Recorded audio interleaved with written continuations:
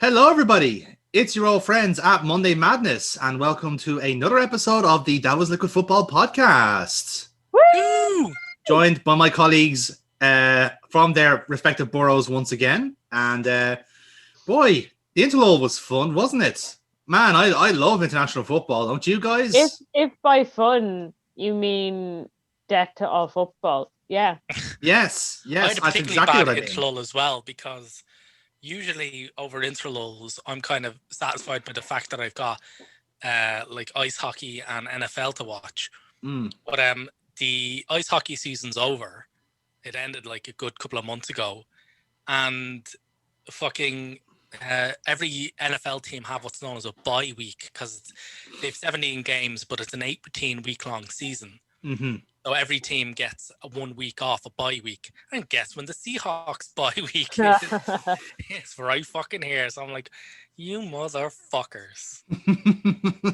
That's great. I fair, did have WSL this weekend, which that has been keeping me sane. Yes. That's something at least, yeah. But, That's Kate good. McCabe notching up the assists, and Mhm. hopefully she brings that form forward to the women's interlull, which is coming up next week. We can only hope, baby. And that is an interlull that will actually be enjoyable because teams are playing to win things and not just something that, a competition that's been made up for, just filling in people's calendars. And which no one understands. To be fair, the Nations League does have a purpose, just no one knows what it is. And the Irish women's team actually have a competent strike force. That also helps a lot, yeah. Yeah. So yeah, I'm looking forward to that. Yeah, because we had an unspoken rule going into this podcast that we were going to devote a certain as number of minutes as the goals that Ireland scored over the international break. So let's move on then to our transfer rundown of the Premier League clubs. Because let's not talk about Ireland at the moment. It's a work in progress. Is the most diplomatic I can be at the minute. And I already gave out about Gareth Southgate 2 weeks ago, so I can't go there again. He's a tactical mastermind, lads. Playing 3 right backs in one game, maybe one manager who's done that before. You can't, can you? He's a genius. Marks and Spencer's, lads. So, so we tried to do this last week, but obviously we were short of time, so we're going to do it this week, which is our transfer window rundown. And because one of us is very experienced at giving out grades, we're going to judge our clubs on their transfer business in and out. So business indeed. So I will rattle through all the dealings that have been done, and I'll get you two guys and indeed myself to give grades out. So starting off. Start again. You're the only one to cheer for grades. It really says a lot. So starting off, they're not calculated grades, I'm happy out. Yes, exactly. That is the nerdiest reference we'll ever have on this podcast. Our algorithm broke down before this. We wouldn't have to fucking do it. Yeah. I thought this is in jeopardy because the Excel spreadsheet could only go so far, and then we just lost 20,000 transfers. I never updated my Windows copy. Exactly. Anyway, so we'll start off alphabetically, and that would be in Arsenal, obviously.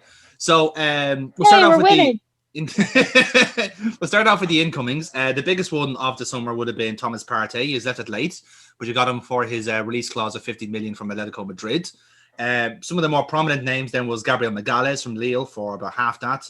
Then you made 2 loans permanent, which was Pablo Mari from Flamengo and Cedric from Southampton. Pretty big free deal as well from Chelsea, that being Willian.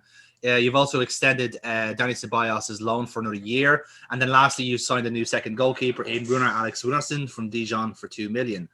In terms of your going out, the biggest one was Emiliano Martinez, who's gone to Villa for 17 million. Matteo Guendouzi, who conveniently got the plague this week. He's on loan at Hertha Berlin. You got a few quid for him. Konstantinos Mavropanos gone from VfB Stuttgart on loan. Henrik Mkhitaryan staying at Roma for free. Lucas Torreira going to Atletico on loan. And then your own goalkeeper, Dejan Iliev, going to Shrewsbury on loan. So what do you think of your transfer business, guys? Because, again, it's been another relatively decent window for you guys. But there's still maybe just 1 or 2 things that are just kind of missing from the team at the minute. That was my assessment. Do you want to jump on this, Neil, or do you want me to take lead? No, you can kick it off if you want to. Go for it. So I think bringing in Gabriel is on paper, you're getting a really good player, I think, and for the price that we were getting him would be quite good. And I'd be really super fucking excited about that deal if we didn't have like 6 centre backs for him to compete. 7 to compete with. We've eight on the books. Yeah, 8. Sorry, fucking yeah. And we didn't like, other than Mavropanos, we didn't get to move any of them. No. And Like, you did try, in fairness. You did try. We're going to have to leave one of them out of the team altogether. I reckon Socrates is probably, because we've hit our homegrown quota limit. As far as I know, it is Socrates that's out of the Europa League. Yeah, but that's because the Premier League teams don't have to be formalized. I think it's Tuesday lunchtime. I think is the deadline for that. And I reckon that the same 2 players that didn't make the Europa League cut aren't going to make the fucking Premier League cut. Makes sense. Yeah, that'll be Socrates and Ozil. So like I think Gabriel is like a super signing. Like, I think we've seen glimpses of what he's able to do in the matches already, but like, just looking at that fucking list of dead weight that we have as a centre back list is I actually don't mind Socrates. I actually have him further up the list than a lot of people would have him. At the minute we're playing holding quite a lot, and I'm enjoying that. I'm liking that. I've mentioned before that like he obviously was being written off because of his recovery from his ACL. I actually think he's quite good. Like, my top 4, if I was to keep 4 of what we have, would be Holding, Gabriel, Socrates. I know, controversial, and Marie. But Marie has been injured almost immediately after signing for us, so. You know he's a typical Arsenal player. He's made for the club that way. And the other thing then, like, we brought in Thomas Partey, which had been rumoured throughout the summer. And I'm not one of these people who are like, we need a midfielder. Like, I definitely think we need a midfielder, and I think he was a good option. But I would have thought our main objective would have been to lighten the load of the wage books, get rid of some of that dead weight. Getting rid of some names off the books that just are not going to get their game time. Like, I would have loved for us to, even if we got rid of Ozil for like 10 million quid back to Schalke or something like that. Who's gonna? It's the wages. I think that's the main sticking point with everything. Like, we were set to offload Kolasinac as well, but like, he's on like 120 grand a week because we got him for free. Yeah. Which at the time, given that he was in the Bundesliga team of the season when we signed him, seemed like a fucking unbelievable deal for Arsenal. It just turned out he's quite the limited left back. Yeah. But no, I think our main objective should have been lightening the wage books. I think the deal that we did for Martinez, as much as I do like Emmy, it was a great deal to get that much money for him. I don't think we would have gotten that much money had he not played the end of the last season for us. But like, I think overall, I think we could give ourselves a C. If I was to give us a grade, I would give us a C, because we got some loan deals through the door, like Torreira. Again, I like Torreira, but Cedric doesn't make any sense to me, unless we were selling Ainsley Maitland-Niles, but we didn't do that. So yeah, we've kept more players that I thought we would get rid of. So yeah, I'm going to give us a C. I think we could have done well, could have done better. We could have done a lot worse. It's funny because I was kind of thinking this as well. I think on the incomings you've done very, very well. With the Partey deal is, again, it was one of those things where, like, it's a box now you're ticking that you haven't in a long time. Like we've said this countless times that, like, you've never really found a Vieira replacement, and I don't think ultimately would do. But Partey is fairly close to it. He's a good scrappy player that can take the ball forward and maraud up the pitch. That's kind of what you need, a physical presence in that midfield. Willian was a solid move for you guys. I like the way you're playing him centrally. It's something different I haven't seen from Willian for a long time. Whether he stays in the team, I think is a matter of him, really, in essence. But he started off well, and that's all you can really ask him for. And the Gabriel move is a bit redundant in my opinion. Like, you've got enough centre backs. If you're going to bring them more in, sell some first, or like Mustafi doesn't need to be there, Socrates doesn't need to be there. Like, sell some on before you start signing someone else. That was my point of view. If it meant so much to you, you didn't have to keep Marie. You know what I mean? So that's what I thought of it. Ultimately, for the Partey deal and for the Willian deal, I was going to give you a B- because I think the Partey one was huge. Like, that one's going to be big. The two things you didn't really nail on was perhaps getting that number 10 position that I still think you're going to be suffering from for a long time until you do shift off Ozil. And ultimately, just a bit of the not selling enough players for me means that you got a B-. But the Partey deal was solid. Like, you're going to feel the benefit of that like overnight with him in the midfield. I'd agree with the B, but I think that's what I'd give us. But my main issue is that I think we should have probably maybe gotten a bit more in the department of creativity as opposed to anything else. Like, I'm not bashing Arsenal too much. Actually, I'm not bashing Arsenal really at all for the lack of outgoings, because this is a depressed market. Like, nobody's going to be forking out for the wages that we're paying our players. Like, in a normal market, we'd have gotten rid of not everybody that we'd have liked to have gotten rid of, but we'd have gotten rid of some of them. So I think I give it a B, maybe a B+, because Partey was brilliant. If we'd gotten Partey an hour, I'd be dancing on the fucking tables. Oh yeah. But the club's just financially just not going to work. Wasn't going to happen. Gabriel, I think, looks brilliant. I'm really fucking delighted about him. He stormed into the Premier League, and he's just fucking, he's really. That's what we need. A big brick shithouse at the back who will just fuck people up. Love it. And he's got a wand of a left foot as well. So, like, no, I'm not too fussed about the lack of outgoings, because the majority of all of them, like most of them, they're up at the end of the season. Like, this is their last season. Like, if all of them were on 2-3 year long contracts, I'd kind of be worried. But they're all going to be gone at the end of the season. And so we're just never gonna shift players with those types of wages in such a depressed market. So I think the only thing, like, if you can't focus on outgoings, you have to focus on making sure that your incomings are as good as they can be. And I think we've gone for the spine of the team. Yes. So yes, very much so. We've got, like, we backed Leno, who's a fantastic keeper. We've got Gabriel Magalhaes in front of him, brilliant centre back. I think he's going to work wonders. I think he's going to be really fucking good. In front of him, you've got Partey. And Partey will allow us to switch to a back four, add an extra bit of midfield, and shift. He's a transition player. Like, he's definitely going to be one, like, kind of playing through the fucking area. I'm so tired. Fucking box to box areas of the pitch. What is the thing? Box to box.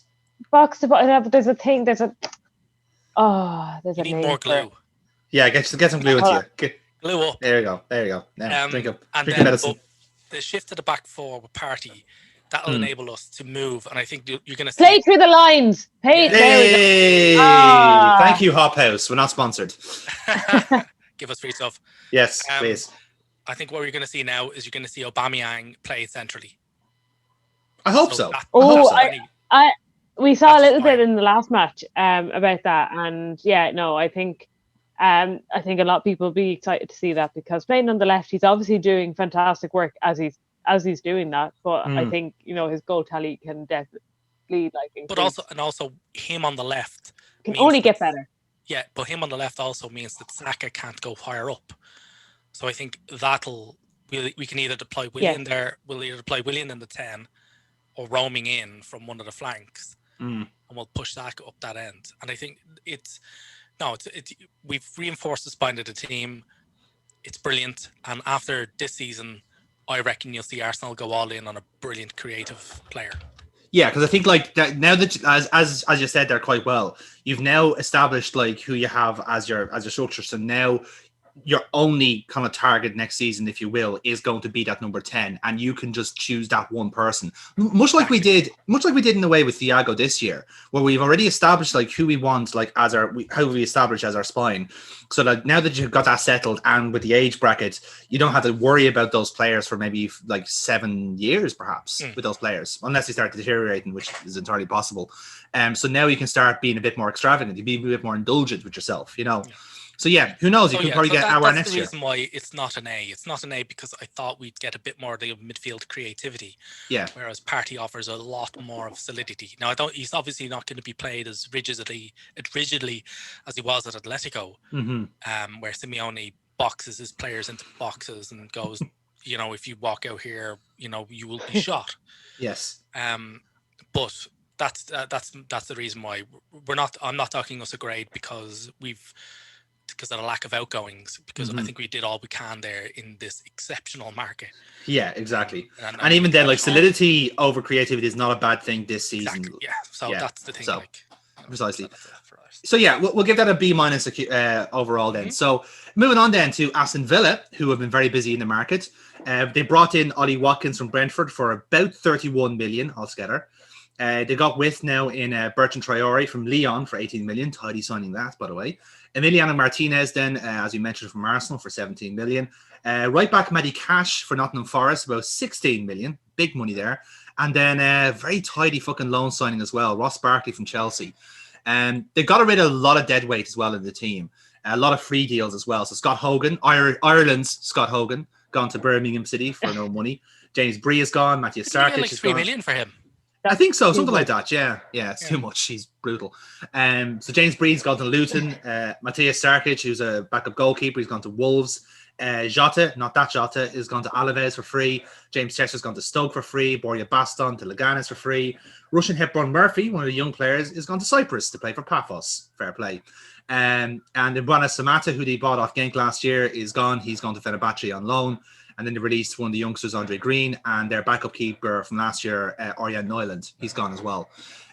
So, yeah, busy enough from Aston Villa, but from my point of view, and I'm not saying this because they just beat us 7-2, they've done a fucking smashing job at improving their team.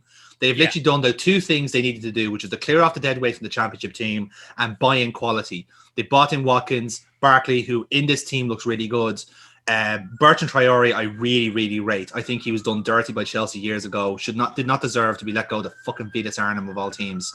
No offense, Vides, but you're bottom in this relationship. Outside of Chelsea, he's going to go into their kind of drip. Oh yeah, but I'm just saying, like in that relationship, like Vides is bottom. You know, so like that's the way it's going.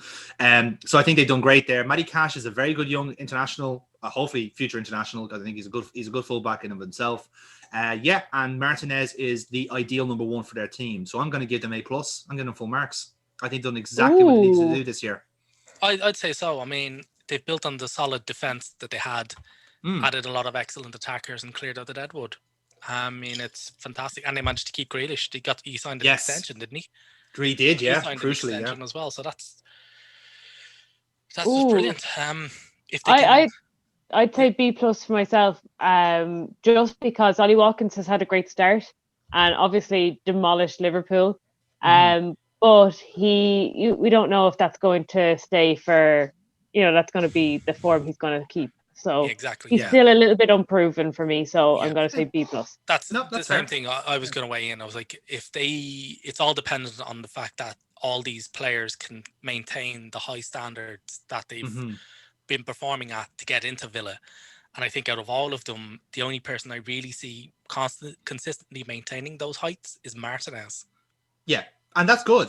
Like the fact that if the goalkeeper's most consistent player on the team, that's still going to be a thumbs up for them, because maybe their striker is suffering. Bring on Wesley. If Grealish is on fire and you've got Barkley there, they've got a plan B for everybody almost up the pitch now, which is great. They didn't have that last season when they were struggling for goals. So yeah, I think they're going to be fine. So we're going to give them an A altogether then in that case. Yep. Moving on then to Brighton, relatively quiet campaign for them. I suppose their biggest signing would have been the free deal for Adam Lallana from Liverpool. But they've also done a few deals under the radar. Centre-back Joel Veltman came in for about $1 million from Ajax. That's a fucking bargain. And they've also Brighton are a weird team transfer wise. They do a lot of these like third party ownership deals. So they signed two players from Polish teams, Jakub Moder and Michel Karbanik, and loaned right back to their teams. Spent about 16 million on the two of them.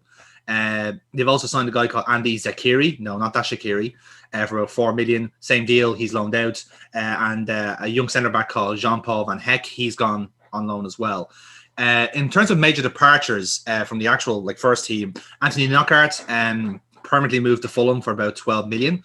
Aaron Moy, who was pretty decent for them last season, he's gone to Shanghai for 4.5 million. Duffy as well, didn't he? Yeah, Duffy. Yeah, he's gone to Celtic for a 2.2 million loan deal. These are all in euros, by the way. Sorry if I say pounds, force of habit there. Dale Stevens is gone to Burnley for 1 million. David Button's gone to West Brom. He was their backup keeper, so he's gone to them for 1 million. Martin Montoya, who was their fullback last season, has gone to Betis for free. Glenn Murray, tax dodger Glenn Murray, has gone to Watford on loan.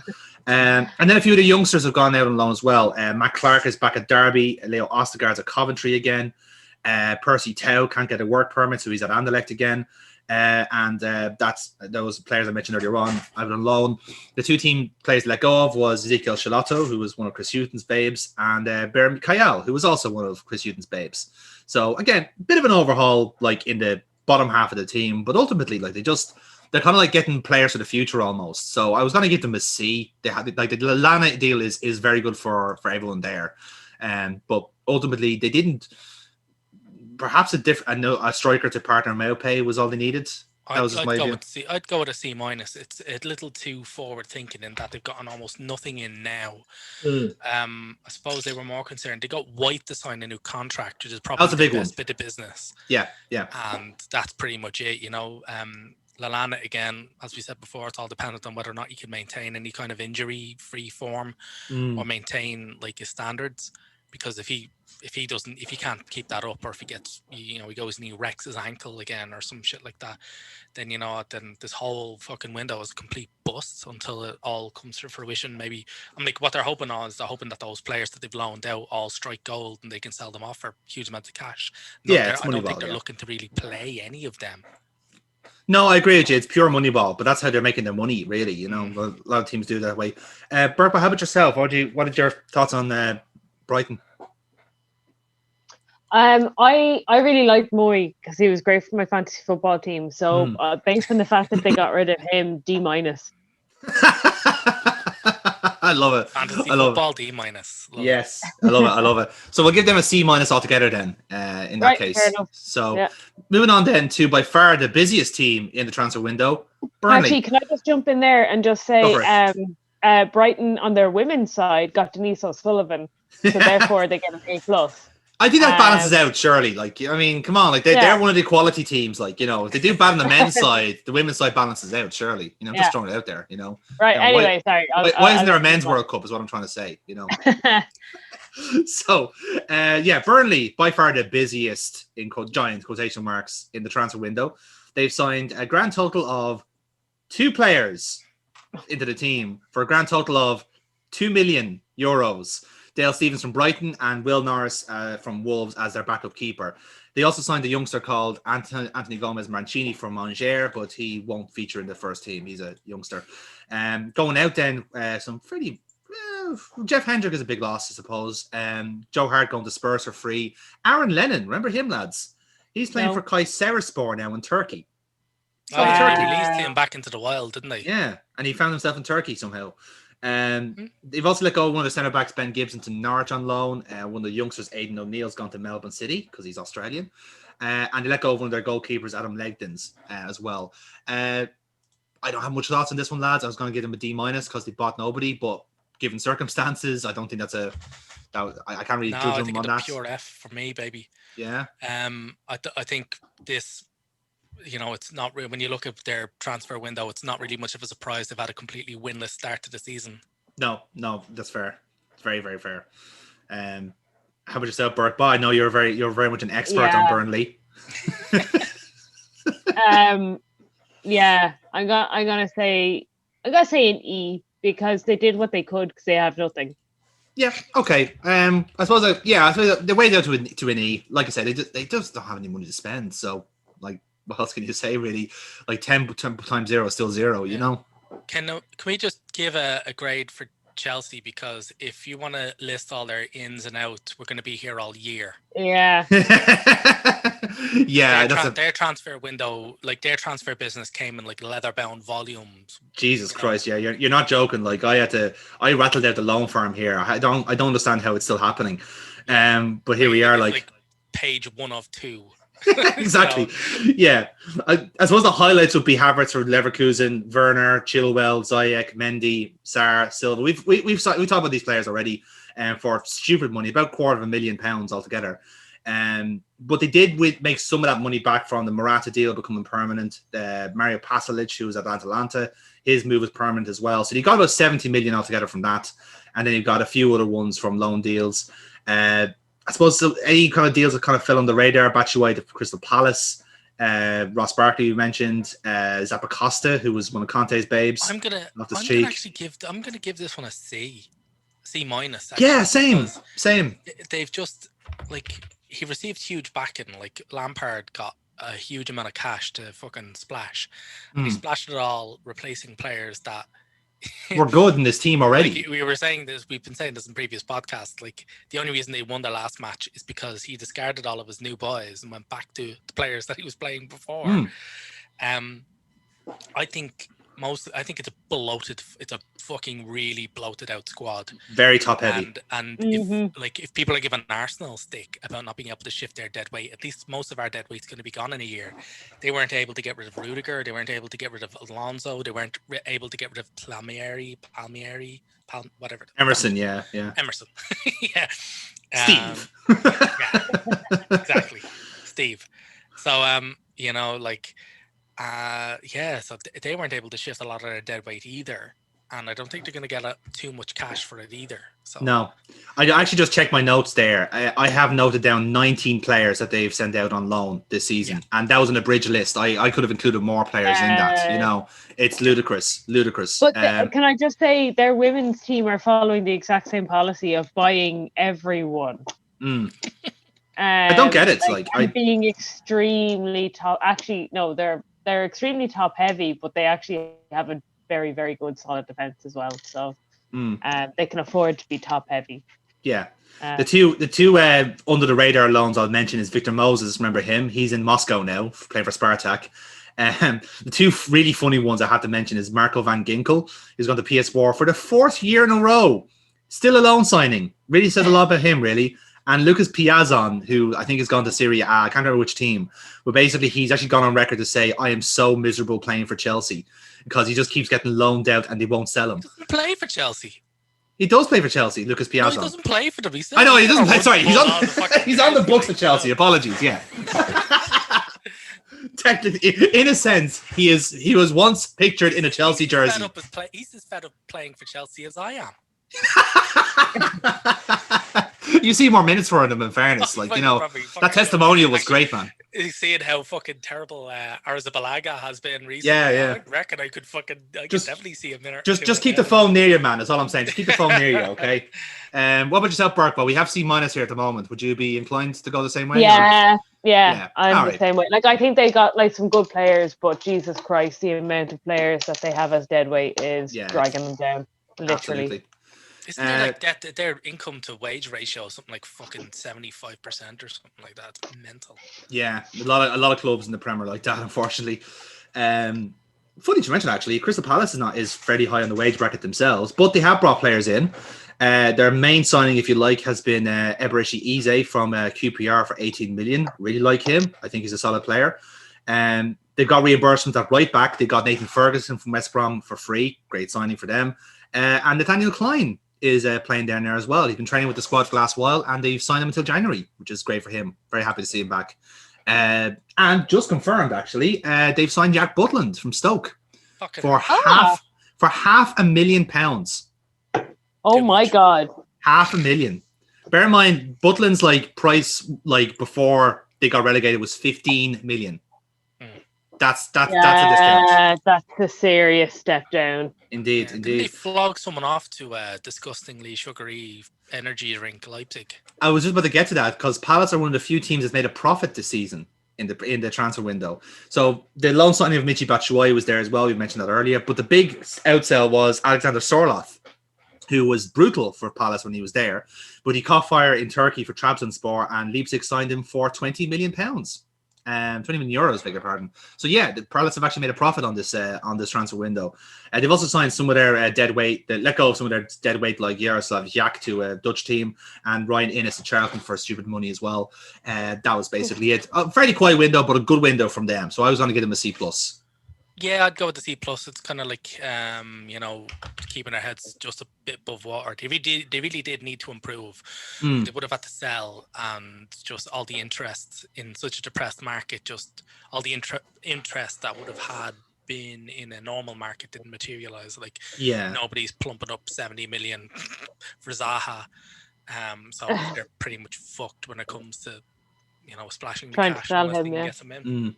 Yeah, like ideally, they don't have Manchester United buying completely overrated right backs for 45 fucking million or some whatever crazy amount of cash they got Basaka for.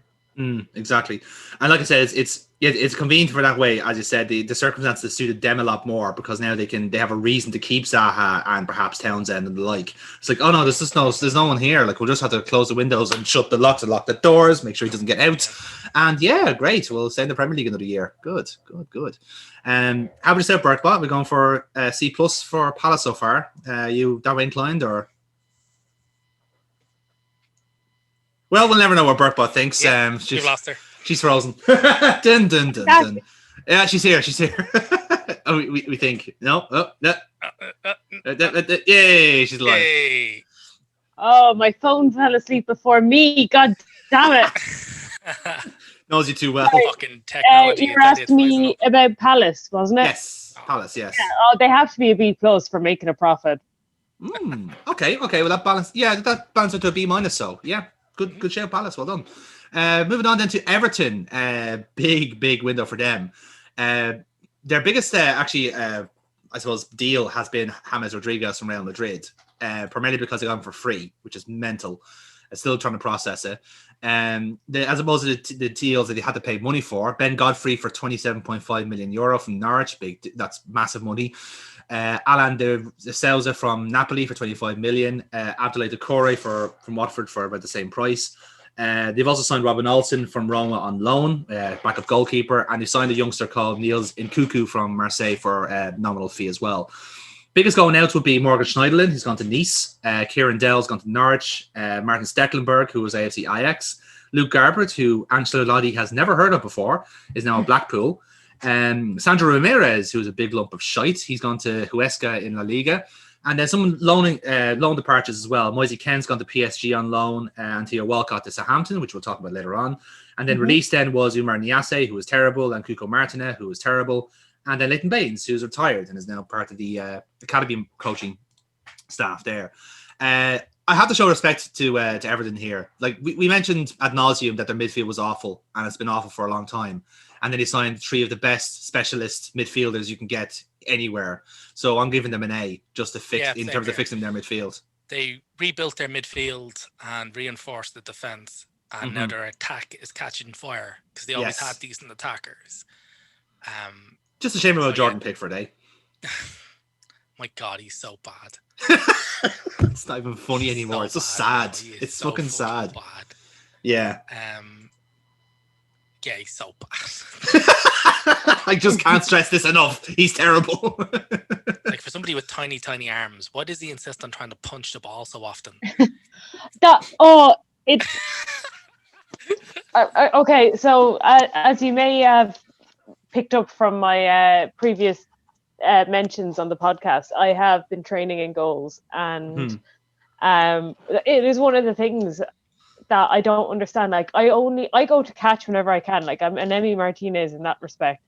And there are some cases where I've punched it and I've literally just went, oh no, I Pickford it. Because I don't have great punch strength because it's a new skill to me. Yeah. And then every time I do that, I'm just disappointed in myself for being more like Pickford. I can imagine every time that make that mistake, you look at your hands and they start suddenly shrinking. It's like... The The thing is that he must. The last match I watched him in, he must have gone in for a punch at least 4 times and completely fucking missed it.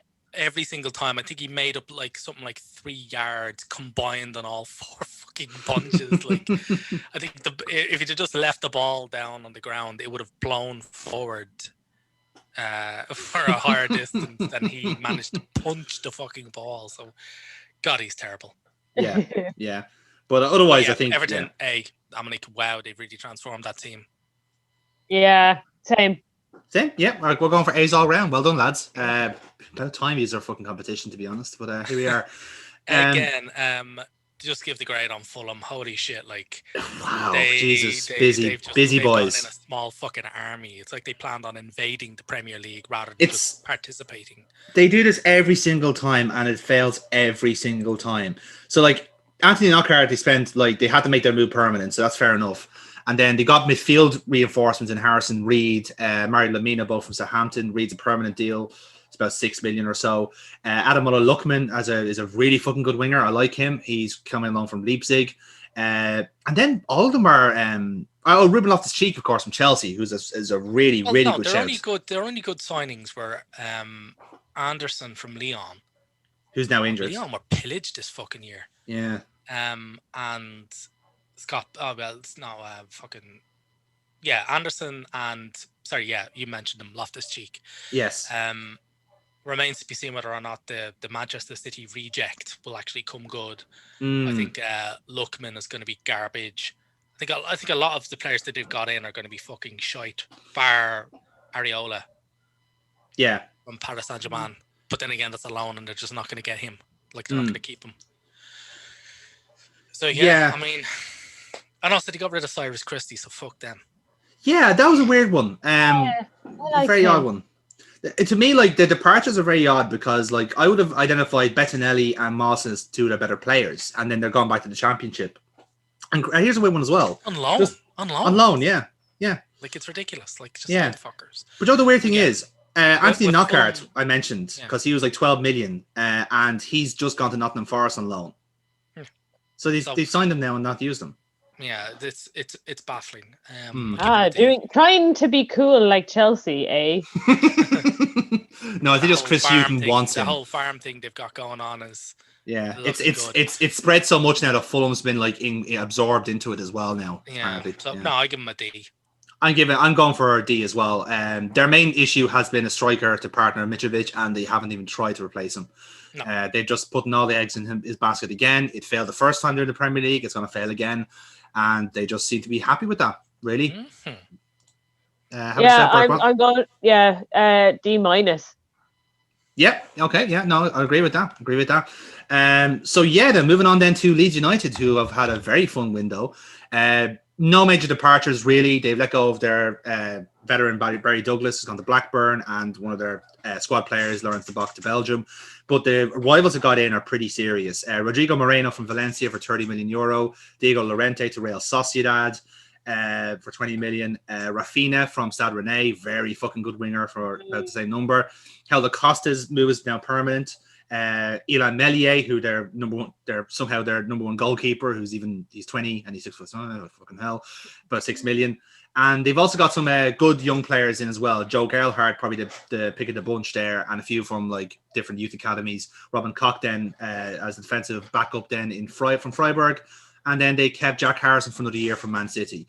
I'm going to give them a B+ for that one. I think they've identified what the issues were in the team, which was competition for Bamford, defensive reinforcements, and width. And they have they got great wingers. Like adding Rafinha to Helder Costa and Jack Harrison and Alioski, who plays at left back because they literally have too many wingers. You know what I mean? And just a rake of youngsters who are all learning under the Bielsa tree.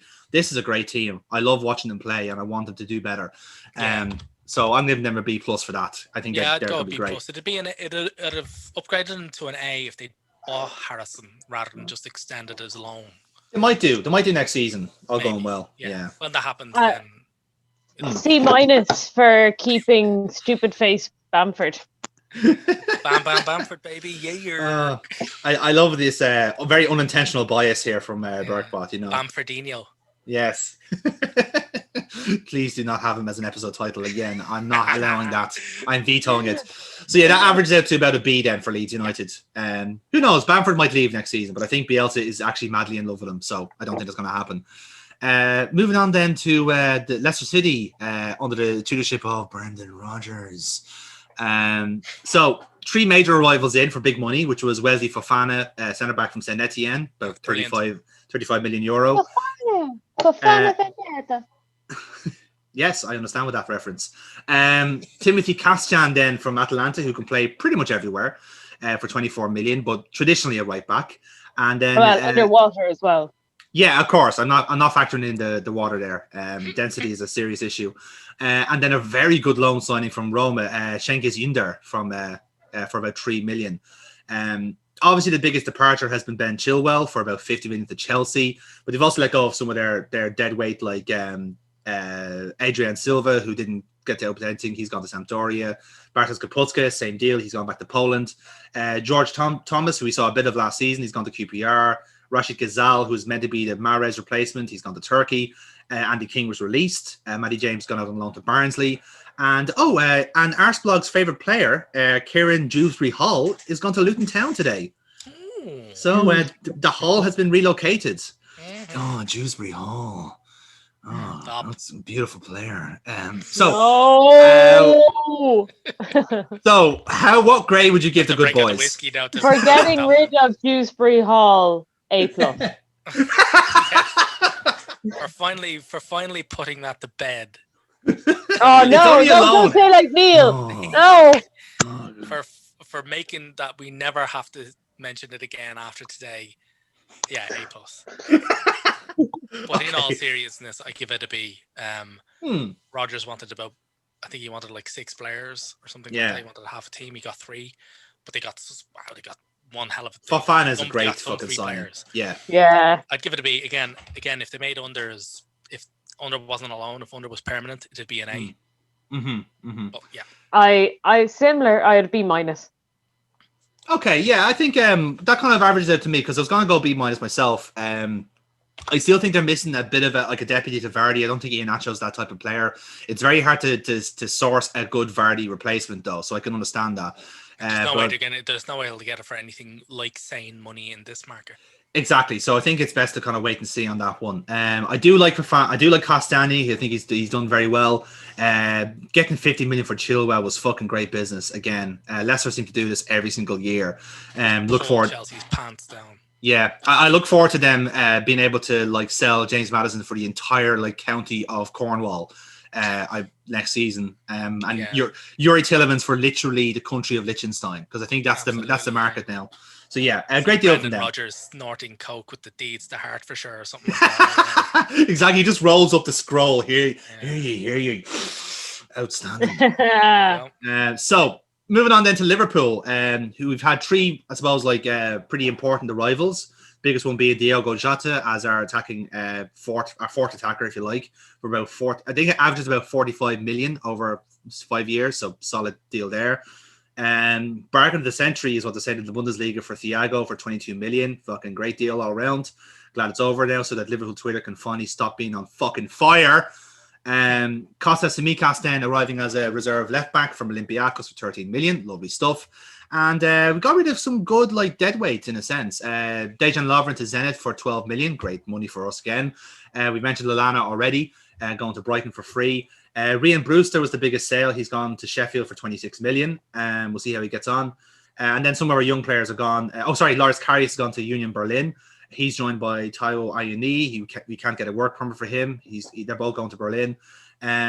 Shea Ojo's gone on loan to Cardiff. He's joined by Harry Wilson, who joined today.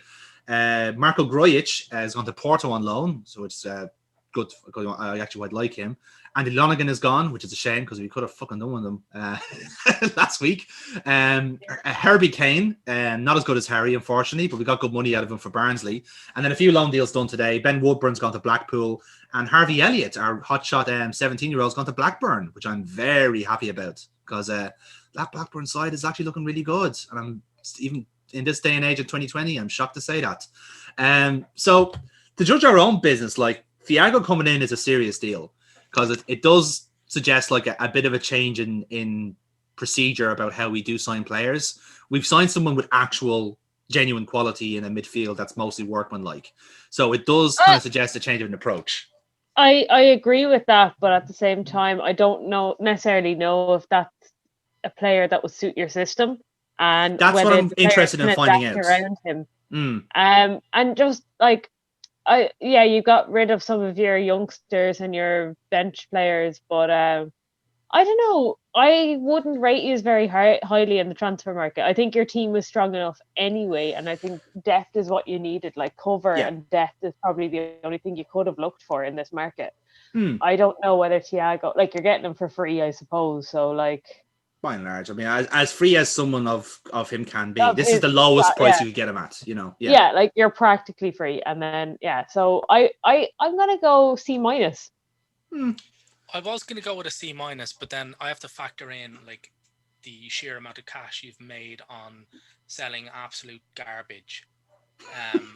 So like it has to be for me like a B+.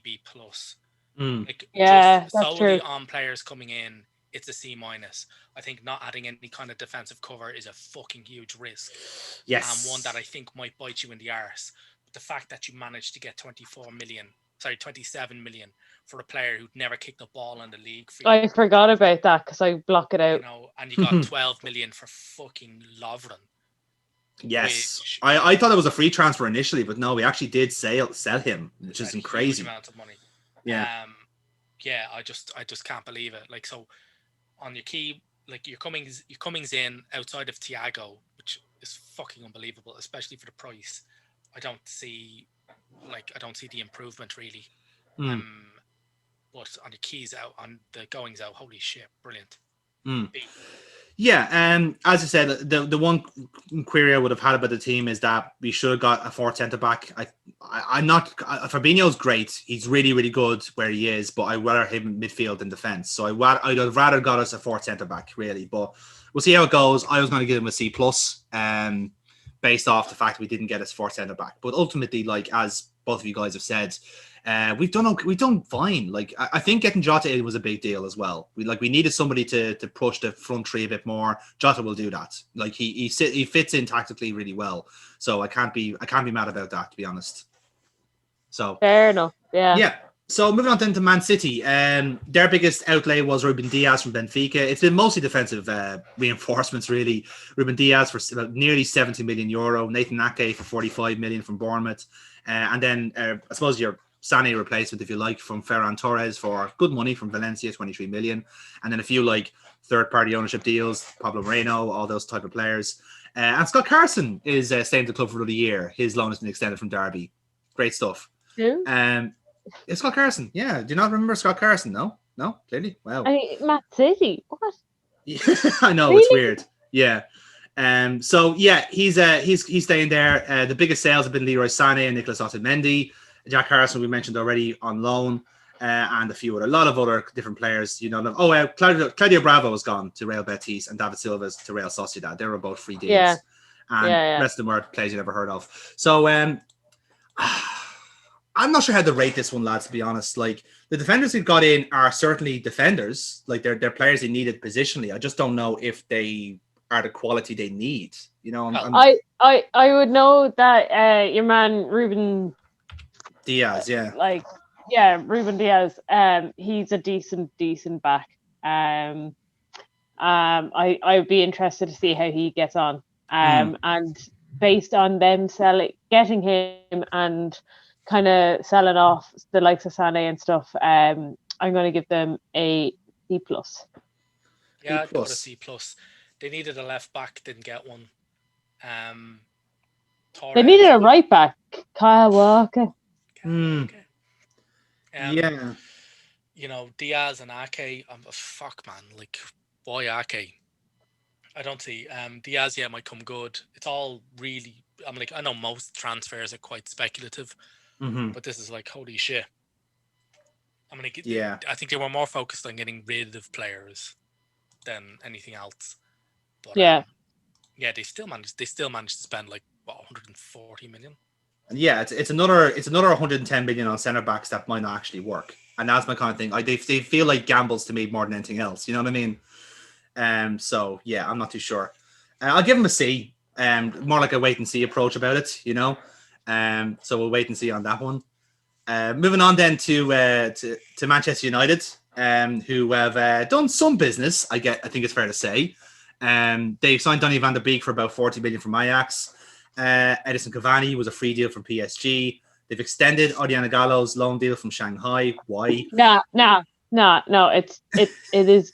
You don't need to even list this out because Aaron is on screen. Yeah, that's exactly derailed the entire thing. But yeah, Alex Telles as a left back reserve for Porto. That's a good deal for them, in fairness, because any replacement Luke Shaw is a good deal. And they signed a few youngsters: Amad Diallo for Atalanta, Facundo Palestri. Very on top, not people that no one has ever really heard of. So I'm not sure on that one myself. The biggest sale from them, though, was Chris Smalling going to Roma permanently. Alexis Sanchez is gone officially, and then lads like Diego Dallo and Andres Pereira gone on loan in Serie A.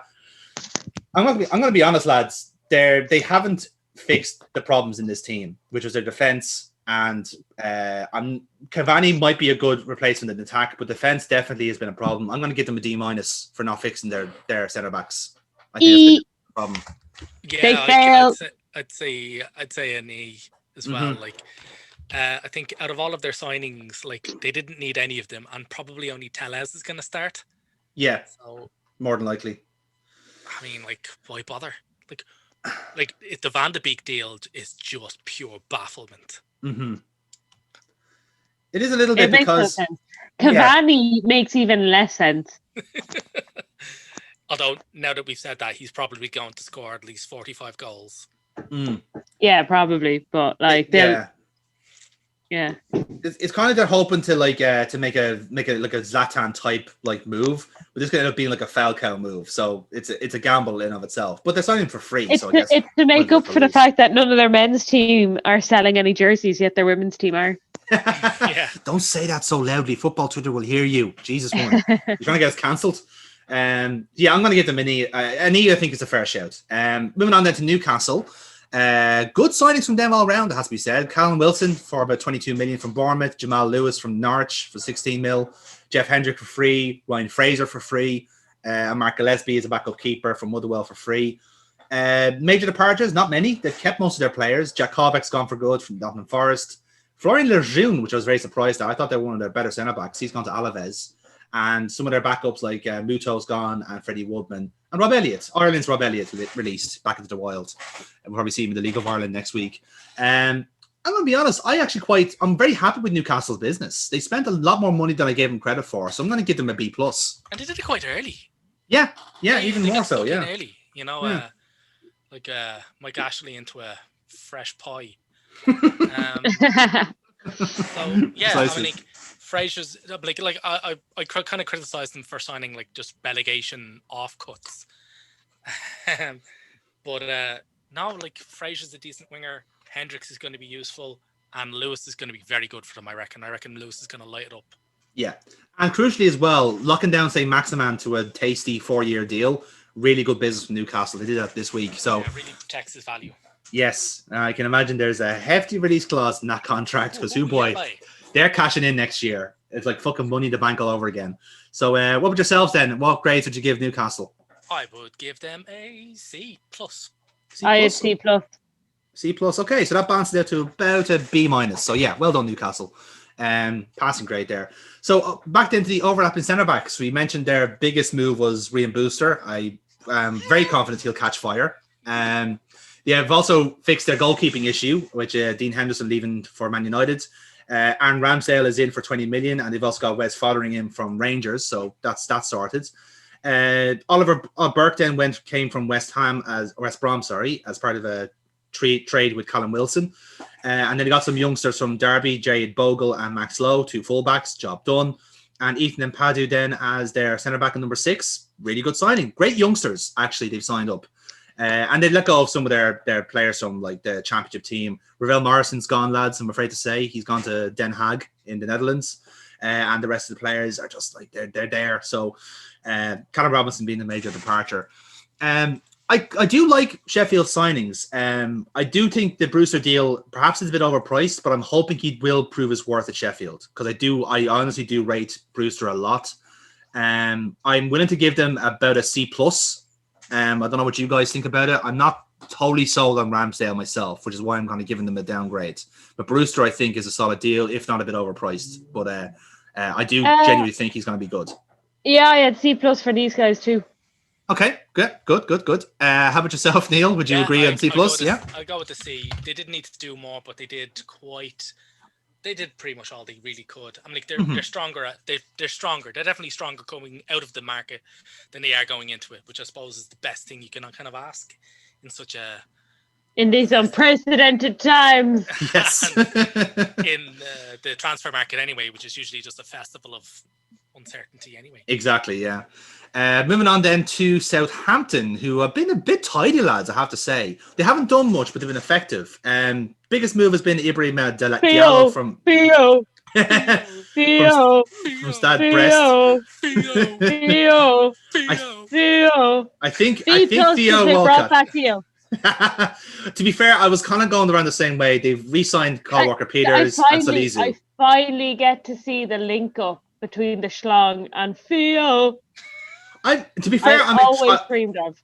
I'm intrigued to see what Walcott Ings is going to look like because I imagine how Ings is going like, oh, more balls into the box. Yes, please. They've also got great money for Højbjerg, I have to say. There was a good sale from them. Most of their yeah. It's good money for their just general like trash as well. Like Maya Yoshida, who I'm very surprised by, is gone. He's gone to Sampdoria for nothing. Sofiane Boufal was a disaster. He's gone to Angers. And they've let go of their other goalkeeper, Angus Gunn, who was responsible for the 9-0 loss at Leicester. He's gone to Stoke to replace Jack Butland. That was done today. I like it was just him that's at fault for that. No one else. To be fair, he was very, very poor. Adrian-esque, if you will.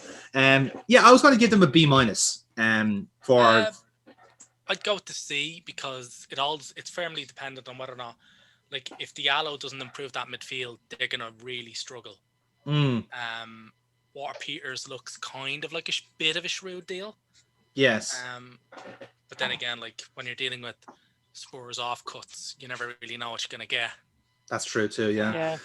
I put Salisu in that bracket as well. Like I think, like if he catches fire, you'll be looking at going, "Oh, 12 million is a bargain." But then if it doesn't work out, you're going 12 million wasted. You know, I think that's kind of the risk you run now in the market. To be fair, you're bringing in these type of players. But how about yourself, Bert Bob? We're kind of like we kind of got a mixed room here. But how would you rank Southampton here? Oh, B plus. They brought back Theo. Okay, grand. So that averages out to about B minus then. So nearly at the end of this, lads. Moving on to Spurs, who spent a lot more money than I expected them, to be honest. The Lo Celso deal was permanent this year, 32 million from Real Betis. They got Gareth Bale in on loan from Real Madrid. I'm sure they're like spending stupid money for that. Højbjerg, we mentioned, for Southampton. Joe Hart from Burnley, we also mentioned. They've signed two fullbacks though, Sergio Reguilon from Real Madrid and Matt Doherty from Wolves. 17 million for Matt Doherty, and 1 million of them going to Bowes, which makes Neil a very happy camper. Very much so. Yes. Although it is like quite possibly the most corrupt deal to have ever existed in the entire history of the Premier League. Details. Carlos Vinicius then. Really? It's up there with Tevez, really? Tevez Mascherano. Absolutely. Like, nah. You were there when I said that this is the most Jorge Mendes involved deal ever. He is like literally everybody's agent in that deal. He's Jose Mourinho's agent. I know, but like that entire deal was literally him walking in and having a discussion with himself. Good evening. You know, there was literally nobody else to bargain with. What are you doing here, Emery? I took a wrong turn at Villarreal. I am your they also signed a backup to Kane, which is Carlos Vinicius from Benfica. I'm sure Burkbot knows all too well about him. And just today, then they signed Joe Rodon from Swansea for 11 million, centre back cover. So good deals all round. Departures wise, we mentioned Walker-Peters. Vertonghen going to Benfica for free was a bit of a surprise, but I think it was his time. Juan Foyth has gone to Villarreal on loan. Ryan Session's gone to Hoffenheim on loan. And Oliver Skip, who's a very Tory-looking player, has gone to Norwich on loan as well. And Michel Vorm has left the club. I'm going to be controversial here, lads. I think their signings are good. I'm going to give them a B. Yeah, same here. They got new full-backs and the defensive midfielder that Jose desires all the time, no matter who he has. I don't think the Bale thing will work out as well as they're hoping, but I'm still fascinated to see how it'll go. Bale's he's going to give them that unpredictability. Like, yes, he comes in and hits a worldie, fuck me. Like, I think Bale's probably been one of the best players I've seen in the last maybe 15, 20 years. Yeah, he's so explosive, like. So brilliant. Yeah, he is. So yeah, I'm going for B on that one. Burkbach, how about yourself? C. C. Okay, so we're going to go B- with that then. C. Let's move on then to the last promoted side, which is West Brom. They've been fairly tidy in the market. They haven't gone stupid money. They most of their kind of moves have been permanent, like loans, like Grande Diangana, Matthias Pereira. They couldn't get Filip Krovanovic is back from Benfica for another year. They've also signed like reinforcements like Cedric Kipre and Branislav Ivanovic from Zenit St. Petersburg. We all remember him. Just today, then, we mentioned Callum Robinson as well. Just today, they signed Carlin Grant from Huddersfield for about 16 million. So that's a striker to compete with up front. Well, I say compete with. Their main striker is Charlie Austin. So, he's straight in the team. Stone cold, baby. Stone cold. Exactly. Oliver Burke was the main departure. They've let go of Jonathan Lecco from their rivals Birmingham City. A lot of retirements in the team as well. Chris Brunt has gone. Ali Al-Habsi, remember him, lads? He was in the team. He's gone. He's retired.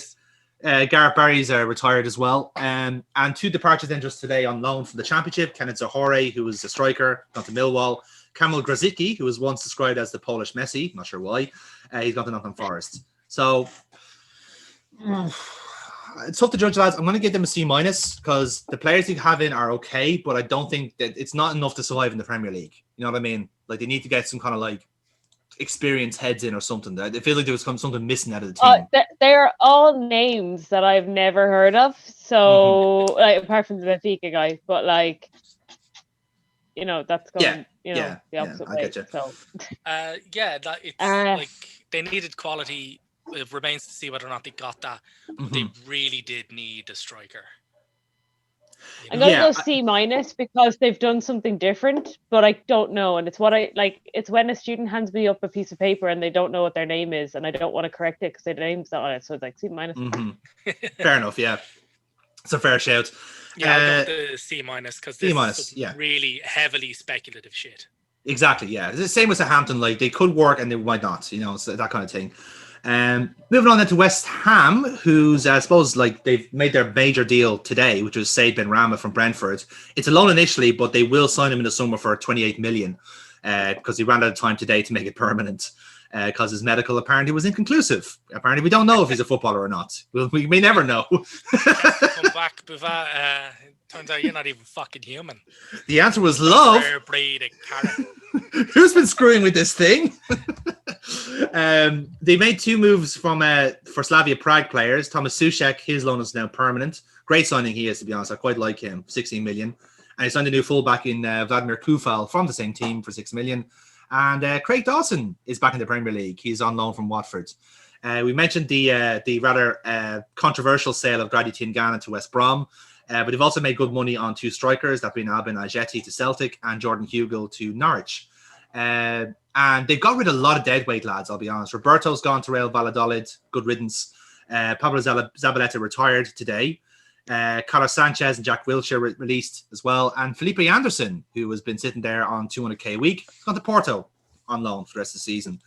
I have to say I'm impressed with West Ham. They haven't pushed the boat out. They haven't gone stupid. I'm going to give them a B. A surprisingly decent window for West Ham. Yeah, it did take me by surprise. Just in terms of getting a couple of bits of quality in and getting rid of, mostly because they got rid of a lot of the dead weight. And I love Jack Wilshere, but he was dead weight at the club.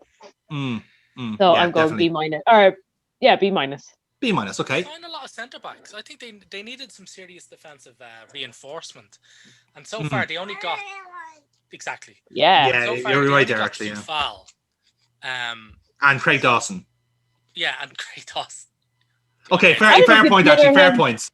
You know, so Yeah, what they really needed was defensive reinforcement, and they didn't really get one. Eat the microphone. You know, The microphone. exactly. Nom, nom, nom.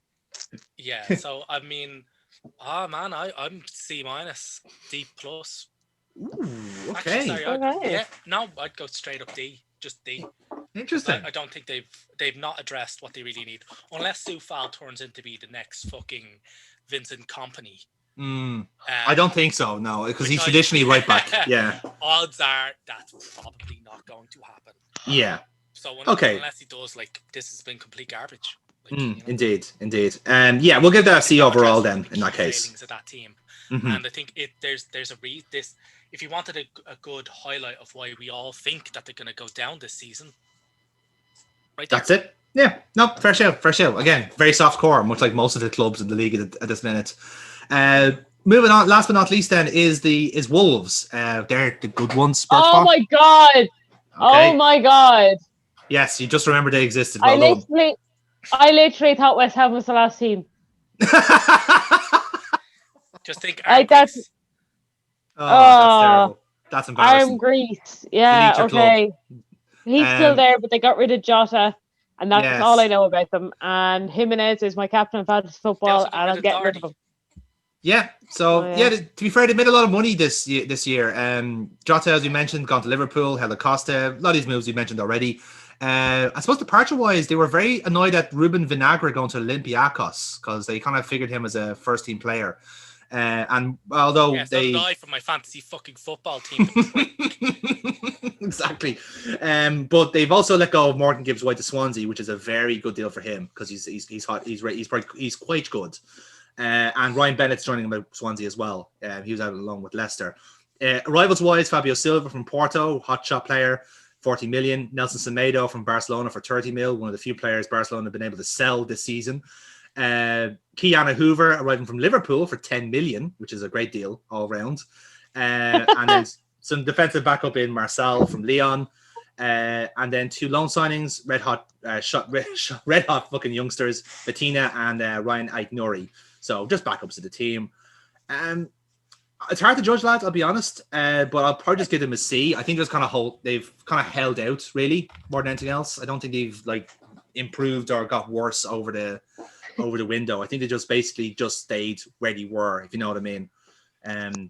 So I think that they're going to lose Jota a lot, I think, but we'll see how Silva gets on. They'll miss him. I think C- because they got rid of Jota. That's a fair assessment, yeah. How about yourself, Neil? I think B+. I think Semedo and Silva are going to fucking light it up.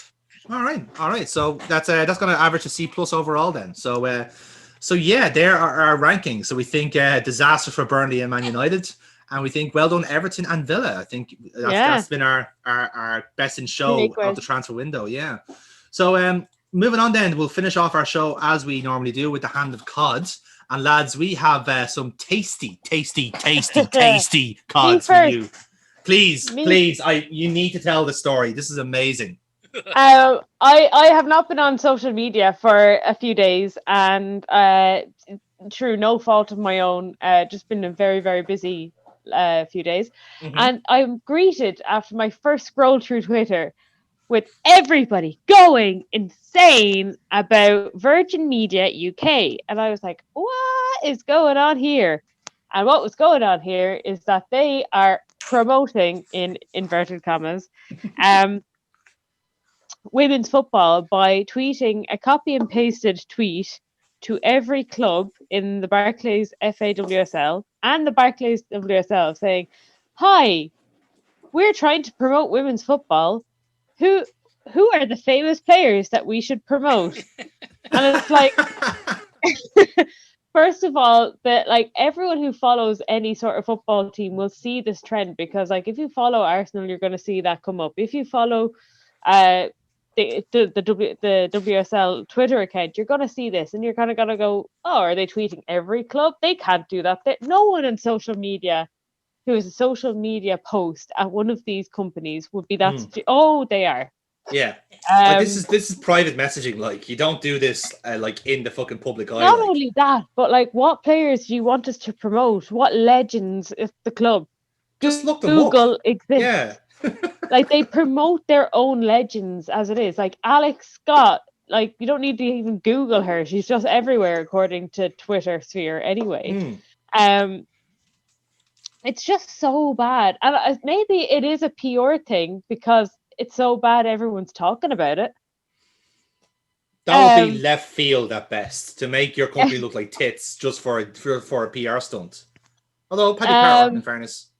Yeah. But yeah, no, they're my cod of the week, just for being so fucking stupid about the promotion of women's football. It's just like, come on, guys, what the fuck? It's, you know, what I did find funny was the Irish promotion 20 by 20, which is an initiative to get women's football cover on media to be increased 20% by 2020. They retweeted this, kind of going with, like, you know, that kind of sad monkey face. It was just like, oh my god, I can't believe they just done this. It's just a promo poo-poo, and women's football and women's sport in general deserves better. Yeah, it's a shame that Virgin Media decided to leave their kind of Twitter account to like the intern who someone doesn't know how Twitter works. I feel like this is like some guy in his 50s who's been let go of his banking job for indecent exposure and has had to retrain in social media. Oh god, can you imagine? He's probably like a guy who's like been a Virgin Media fitter for years, and out of loyalty they kept him on.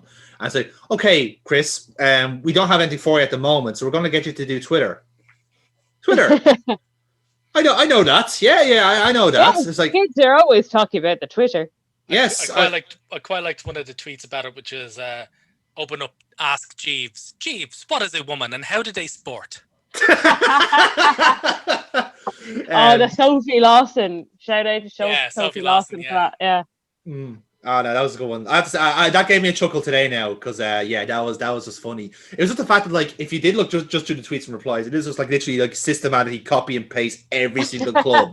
So you can imagine the guy that was doing that literally just like Googled the WSL and went alphabetically what club was like. He probably did them in like league order. Did he start off with Chelsea and went down to fucking hell? That's impressive. Pretty much, yeah. That's talent. That is genuine talent to do that. Like, that is textbook definition of phoning it in. I love that. I'll take this opportunity then to discuss what has been, I suppose, the elephant in the room. Not you, Burkbot. No, not you. So, I want to talk about Project Big Picture, which has been doing the headlines literally everywhere. So, to give a brief outline, because as it has been everywhere, you probably heard about it by now. Emphasis on brief. Yes, I know, because it's unwieldy. Essentially, the owners of Liverpool and Manchester United, which are John Henry and Joe Glazer, have come up with this blue sky idea to basically save English football. And supported by the EFL chairman, Rick Parry, a former Liverpool chairman. Yes, I was going to get to him, because he is a bone of contention in of himself. The snake in the grass. He's a fucking rat bastard is what he is. So, so the thing about this is, right, the master plan was to essentially establish a bailout for the English Football League to the tune of about £200 million. And the way they were going to do that was basically restructure the league so much that the TV money that they would have had in the league goes back down to the bottom of the pyramid and floats their way up. So essentially, it starts off with changing the Premier League from a 20-club league to 18. So basically, it's kind of in line with the Bundesliga. So you have two teams that get relegated, and then number 3 gets into a playoff with 3 teams from the championship. That's how the league structure will work. The issue with that is then that 2 teams will have to follow the Football League completely, which means that they no longer professional outfits, which is, again, a bone of contention of itself. But the whole premise is basically for the greater good. So essentially, this weighs out as a bailout for the Football League, a lump sum for the FA to the tune of about 100 million. That's to help out the FA themselves with financial problems, but it's also crucially. Well, yeah, exactly. They had specifically stated that this money was going to promote the women's game and the grassroots FA system as well. And that's where Virgin Media picked it up and was like, hold on, wait, there's a women's football? Oh, women's football. Fucking Chris was at it again with the Twitters, like, you know. What is a woman and how do they sport?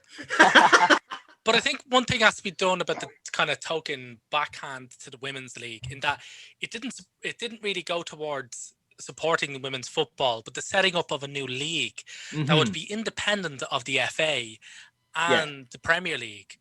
And I think that really needs to be pointed out, because when you're independent of the FA and the Premier League, you are dependent on the people who set it up, which would have been the top, this little cabal you're going to get to. Exactly, because like the actual theory of it was to essentially make up, like, to basically do like a Premier League 2 on it, where like Barclays was the major sponsor for the Premier League for years, and essentially bankrolled that league until the Premier League like institution took over themselves and became this like ridiculous money spinning factory. So in theory, to have that kind of sponsor starting off and then let this kind of take flight by itself. But that was never going to happen, because the sponsor could have just pulled the plug at any point. It wasn't like the Premier League of old, where like it was the only league in town. Now the WSL has more competition, not only from the women's game, but also the men's game. So there's a much smaller audience share there. But as Neil was talking about the cabal here, this was drafted between Henry Glazier and Rick Parry, who's the EFL chairman, and essentially represents the interests of all the football league clubs in of itself. Now, testimonial wise, a lot of people in the league quite like Rick Parry, because they see him as quite compassionate to the clubs themselves and wants them to be self-sustaining and doing well. The problem with that is that's not what Rick Parry really is at this point, because we've been speaking countless times with the EFL about how they're not fit for purpose in saving football clubs. They don't have the financial money to be able to say, we can save Bury City or Macclesfield Town, 2 teams that went out of business in the year. And there's genuine concerns that like there's going to be at least 12 to 13 more in the next calendar year, 6 of them being in the championship, and the championship getting like a lot of TV money as well from Sky and other sources, still not being able to balance the books, you know. And again, this goes back into the project big picture, because in order to kind of quell that, to fix that, is to basically save football clubs from themselves with salary caps in the Championship, League 1 and League 2, which is it's sensible. They should have been done years ago. But now you have teams like Sunderland and Ipswich and fucking Nottingham Forest and Sheffield Wednesday who've got stupid wages, and they can't fix that problem. So essentially, the raw asthmatic beasts and the weight to be put down, essentially. So the reason why it caused so much outroar, like one of the reasons, obviously, is that none of the other league was consulted. Chelsea, Bruce Buck, the Chelsea chairman, was introduced to it basically 2 or 3 years after it was drafted. So this has been in the working for a long time. But now, since there's a pandemic and clubs are literally starving for money, they've seen this as a chance to unleash this and try and get it to be implemented. Then they brought in the likes of Arsenal, Spurs, and Man City into the conversation as well. So it is literally the case of the big 6. So I've mentioned all the positives of this deal, but the negatives, the negatives. Negative is literally they want political power. They want control of the league, in a manner of speaking. To go through all the negatives of this deal, we would actually need an entire podcast in itself. Yes.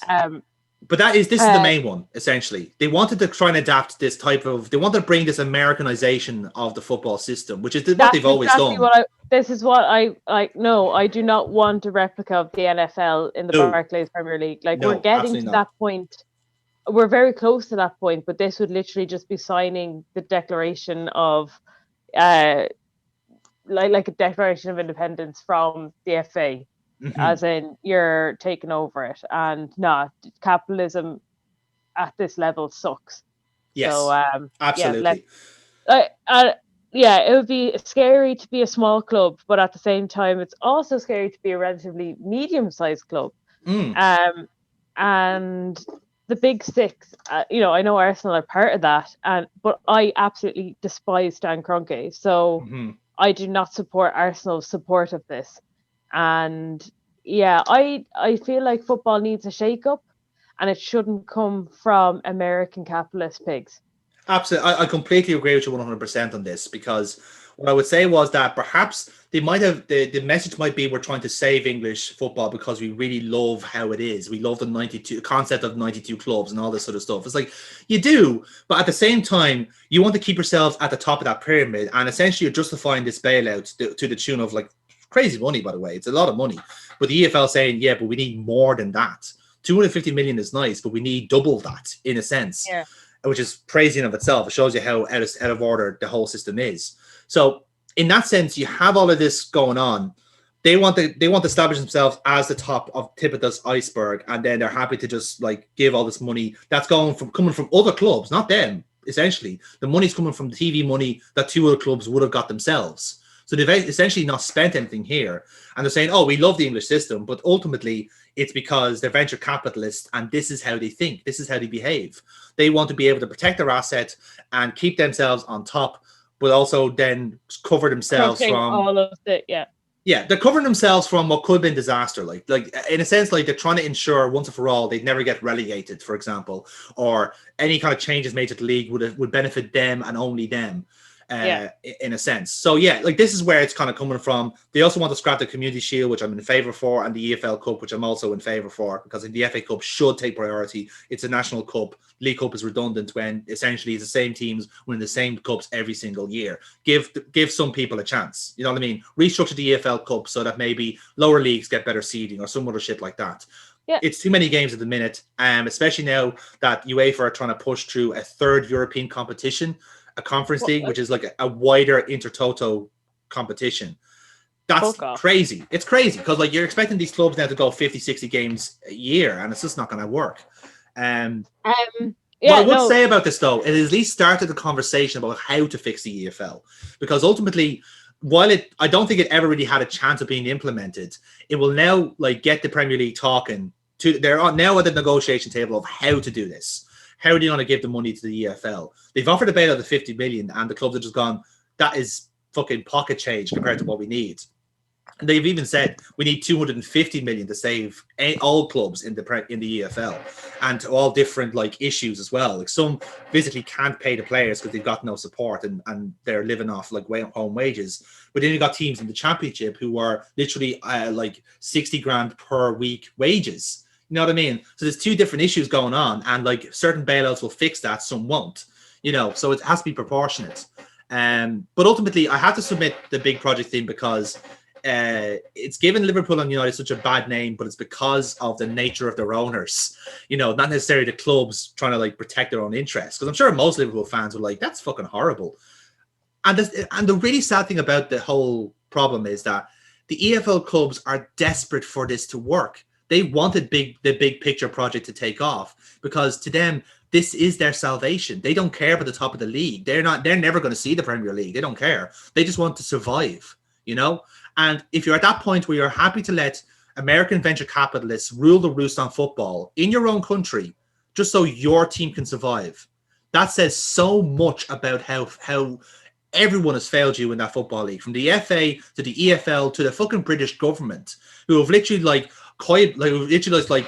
sat on the moral high ground and go, I think this project is terrible. And then when the EFL are desperately asking for money to save the clubs, they go, oh, well, we can't do that. You know, no deal Brexit's just around the corner. We have to negotiate with Indonesia for rice. You know, we can't afford to keep football clubs. You just have to merge as one. You're going to have to be Macclesfield Town Athletic. I have an idea, though. I have an idea of how we could save the football clubs this season when we have no fans in the door.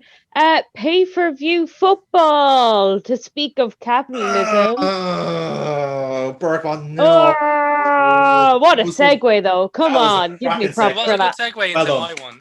Golf clap. My one's going to be pretty fucking short and sweet.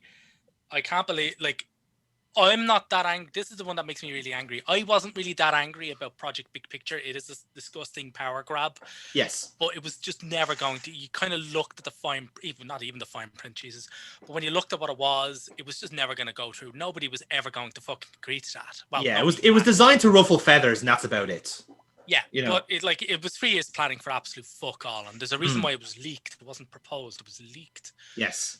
Because they were just testing the waters on this, and it was absolute garbage. Exactly. Yeah, you're right, Jesus. But one of the things that was voted through on a 90-1 margin, with Leicester being the only team that voted against this, was pay-per-view football. Yay! Oh. That means all of the untelevised matches are going to go onto the box office channels for BT and Sky. I know. It's so laughable. And they're absolute garbage. So for the low price of $14.95, per match, by the way, per match. Per match. Fuck. I mean, it's disgusting. Like, so I think I kind of went on and worked it out for a Sky Sports package that includes Sky Sports, obviously. With a Sky Sports Extra app, which gets you BT and also gets you Premier Sports as well, so you can catch all of them. That'll set you back about 140 quid a month. Yeah. Fucking hell. That's more than most health insurances. Exactly. Yeah. So then to tack on $14.95 per any untelevised games. Now, kind of won't really affect like Liverpool and Arsenal too much because we're some of the most televised teams around there. But I think I looked at it because they put up a list of the untelevised. Yeah, I know. He's telling the story, Aaron. Let him finish, man. Untelevised games. West Brom have 4. Yeah. 4 West Brom games that they're going to have to pay 15 quid for. And you're just not going to pay it. No one wants to pay that money for it. Not even the hardened West Brom fans. Don't even want to pay the 140 a month for all the bollocks. Yeah, exactly. No, it's just... It's going to drive... It's so laughable.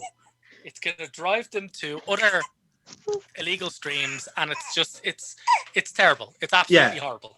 It is. I agree with Erin about all of this, to be honest, because like she is actually like epitomizing everything about this. This is such a laughable thing. But again, this is the sad part because it's just all this has been is a wake-up call about how greedy Premier League clubs have to be.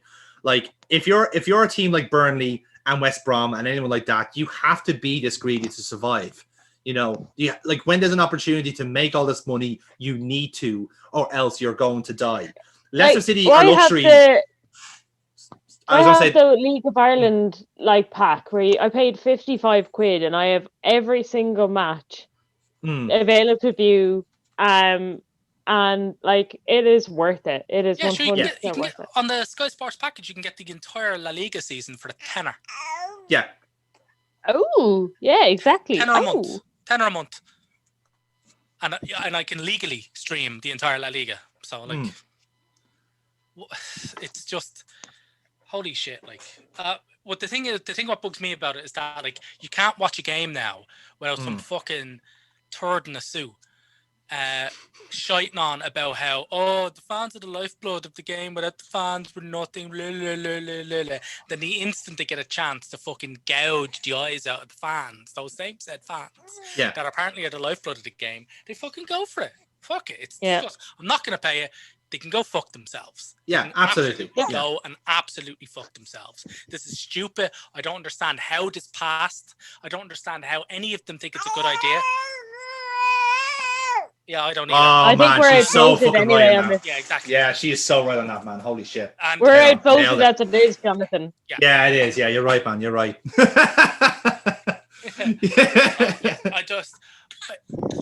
I just have no idea how they thought this is gonna work, and fuck them. No, it's not gonna. And unfortunately, you know what the really shitty thing about it is? The really shitty thing, they're gonna make so much fucking money. They are gonna make loads of fucking money. Exactly, they're gonna make so much money off of it that it's gonna be kept on. This isn't just for the pandemic. This is for like life. Yeah, much like this. This is what this is. This is the new baby. This is the teething problems, quite literal teething problems you have with pay-per-view football. But like honestly, like it's exactly what you said there. Like it's a desperate cash grab to keep your status quo, and that says so much about the Premier League right now. Like again, it ties up to the project big picture, whatever it's called. Like they're all wrapped up into one because you've got the greed of the Premier League, the incompetency of the FA, and the desperate need to survive from the EFL. 3 diametrically opposed forces in football, and not one of them wants to work with each other anymore. You know, so of course the pay-per-view football is now passed because literally it's the only option to some clubs. You know, like Burnley, no one's going to pay good money to watch the Burnley matches now. When you look at it, because their choices are either to watch it at a poor time slot on Sky or BT, or to pay 15 quid a month a go at it. If it was 15 quid a month, I'd say fine, fair enough. That's a bit more convincing. But 15 quid a piece for a Burnley match, which could be 0-0 each time. No, not happening. Not happening. What I'd be scared of is that if they start doing stuff like putting the Merseyside derby behind the paywall, that would be really fucking bad. Or like imagine like the North London derby or the Manchester derby. If they start doing that now, that is really, really shitty. Well, because one of the games on the pay-per-view is Arsenal v Leicester. That's still a good game. That's a good game, but game. Yeah, you'd want to watch that yourself, you know? So yeah, that's hopefully they don't go that far with it. Maybe it's a case of like the 40th in the billing or some shit like that. But even then, that's a dangerous window to be in. So yeah, I was inclined to go with the pay-per-view football myself. I strongly, vehemently disagree with that premise myself. So yeah, I'd go with that. I'm voting for that as well. Well, I was going to go with Virgin Media. that was a close second, in fairness. The big project pile of shite. I think everyone is I don't think it's such a bad thing that it's everyone's COD of the week. It was dead on the rival, you know. So yeah. So yeah. Pay for view matches. Nope. Wins COD by losing. Absolutely, 100%. And if anything, I don't know who won that, but we all lost with pay-per-view football. So I think the baby won. Yeah, I think the baby. I think Erin made the most points out of all of us, really. So I think absolutely. I think her points were. He's the most coherent. Yeah. We're also happy to announce, by the way, that Erin has signed up to The Athletic as a chief writer for the FAWSL. So congratulations, Erin. Starting off your journalism cred very, very early indeed. Which is she is a fantastic dribbler in her own right. Oh, she is. Yeah, great football prowess. Lovely first touch for a 1-year-old. Anyway, so not even. So guys, thank you very much for listening to this Liquid Football podcast. By all means, follow us at Monday Madness LP to keep track of everything that we are doing right now, whether it be podcasts, let's plays, or streams, whatever that may be. If you enjoyed this show, by all means, give us a follow on Spotify or wherever you're listening to your podcasts. We greatly appreciate your support. We'll be back next week with more of the same, lads, because we've got the Merseyside Derby amongst other games to talk about. I think Man United Newcastle is up this week as well, which should be a tasty deal for everyone involved. So, yeah, thank you very much for listening. On behalf of Burkbot, Neil, and Erin. I can't believe I stayed awake this whole time. I'm actually really proud of you, to be honest. Yeah, you're not the only one that's a little overtired right now. Yeah. Yeah, actually, it's going to be a competition now to see which one of you will fall asleep first. That's the way I'm seeing this now. I'm already in my baby girl. I mean, onesie. Yes, exactly. Thank Christ this is audio format, or else. Anyway, lads, thank you for listening. We'll see you on next week's show. Until then, everything you heard, including the baby screams, was Liquid Football. We'll see you then.